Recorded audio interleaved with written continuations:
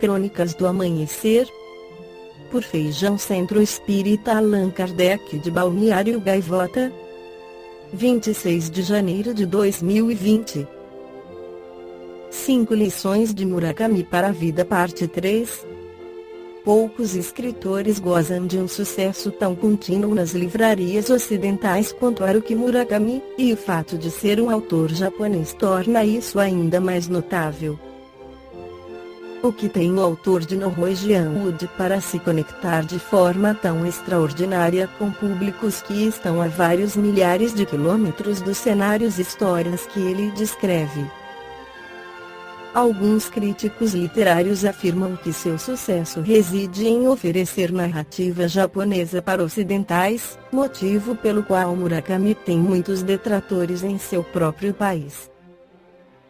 Outros observam que suas tramas costumam ser simples e com poucos personagens, com o grau justo de mistério e reviravoltas narrativas.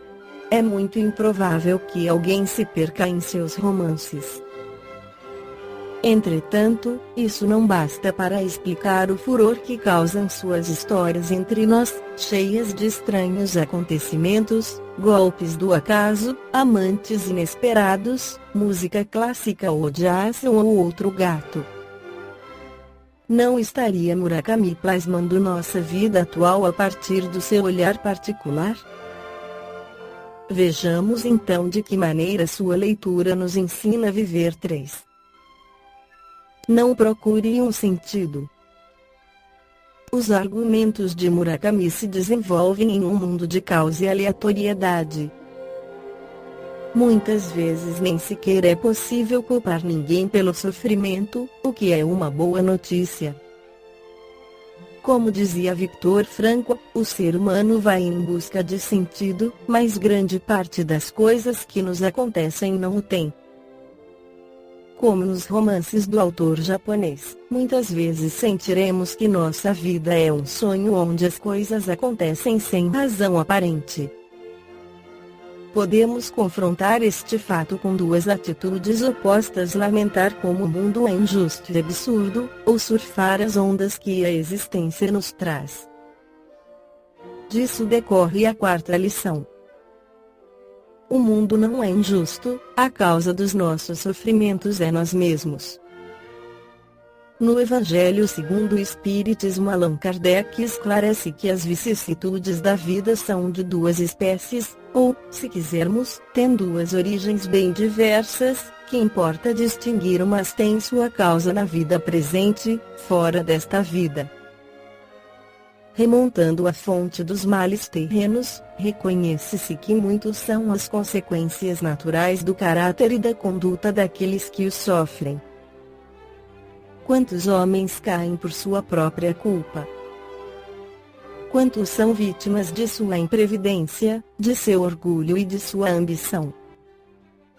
Quantas pessoas arruinadas por falta de ordem, de perseverança, por mau comportamento ou por terem limitado os seus desejos?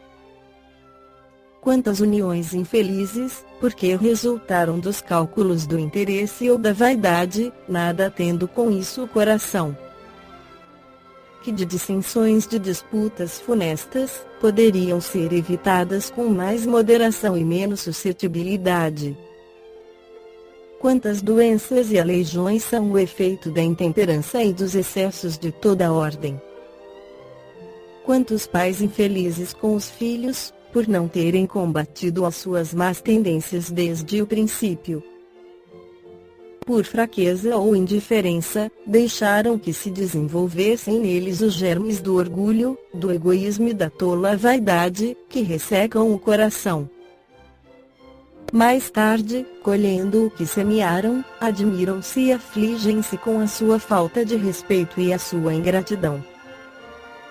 Que todos os que têm o coração ferido pelas vicissitudes e as decepções da vida, interroguem friamente a própria consciência. Que remontem passo a passo a fonte dos males que os afligem, e verão se, na maioria das vezes, não podem dizer: se eu tivesse ou não tivesse feito tal coisa, não estaria nesta situação. A quem, portanto, devem todas essas aflições, senão a si mesmos?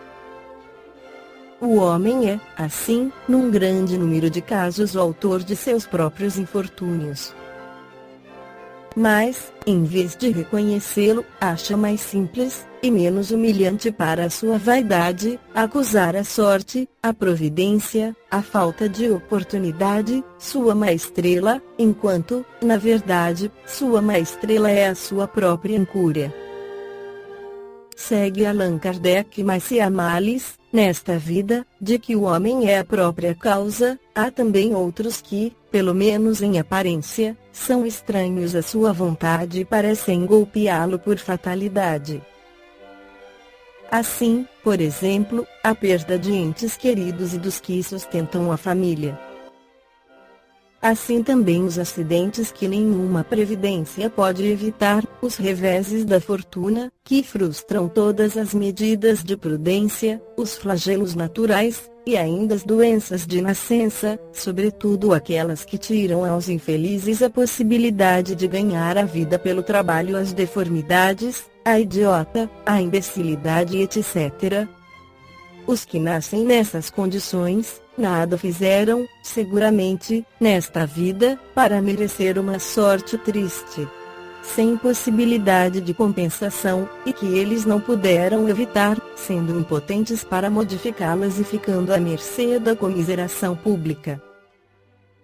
Porque, pois, esses seres tão desgraçados, enquanto ao seu lado, sob o mesmo teto e na mesma família, outros se apresentam favorecidos em todos os sentidos. Que dizer, por fim, das crianças que morrem em tenra idade e só conheceram da vida o sofrimento?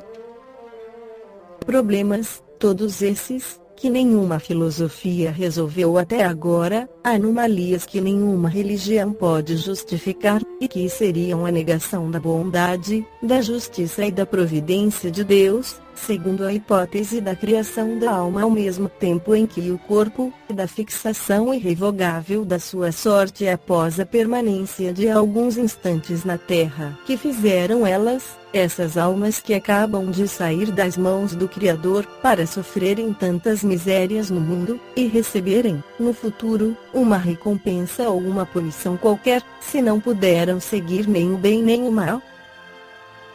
Entretanto, em virtude do axioma de que todo o efeito tem uma causa, essas misérias são efeitos que devem ter a sua causa, e desde que se admita a existência de um Deus justo, essa causa deve ser justa. Ora, a causa sendo sempre anterior ao efeito, e desde que não se encontra na vida atual, é que pertence a uma existência precedente. Por outro lado, Deus não podendo punir pelo bem o que se fez, nem pelo mal que não se fez, se somos punidos, é que fizemos o mal. E se não fizemos o mal nesta vida, é que o fizemos em outra. Esta é uma alternativa a que não podemos escapar, e na qual a lógica nos diz de que lado está a justiça de Deus. O homem não é, portanto, punido sempre, ou completamente punido, na sua existência presente, mas jamais escapa às consequências de suas faltas. A prosperidade do mal é apenas momentânea, e se ele não espia hoje, espiará amanhã, pois aquele que sofre está sendo submetido à expiação do seu próprio passado. A desgraça que, à primeira vista, parece merecida, tem portanto a sua razão de ser, e aquele que sofre pode sempre dizer: perdoai-me, Senhor, porque eu pequei. Os sofrimentos produzidos por causas anteriores são sempre, como os decorrentes de causas atuais, uma consequência natural da própria falta cometida. Quer dizer que, em virtude de uma rigorosa justiça distributiva, o homem sofre aquilo que fez os outros sofrerem. Se ele foi duro e desumano, poderá ser, por sua vez, tratado com dureza e desumanidade. Se foi orgulhoso, poderá nascer numa condição humilhante. Se foi avarento, egoísta, ou se empregou mal a sua fortuna, poderá ver-se privado do necessário. Se foi mau filho, poderá sofrer com os próprios filhos, e assim por diante. Esta foi a crônica do amanhecer de 26 de janeiro de 2020. Por Feijão Centro Espírita Allan Kardec de Balneário Gaivota. Que a paz esteja com todos.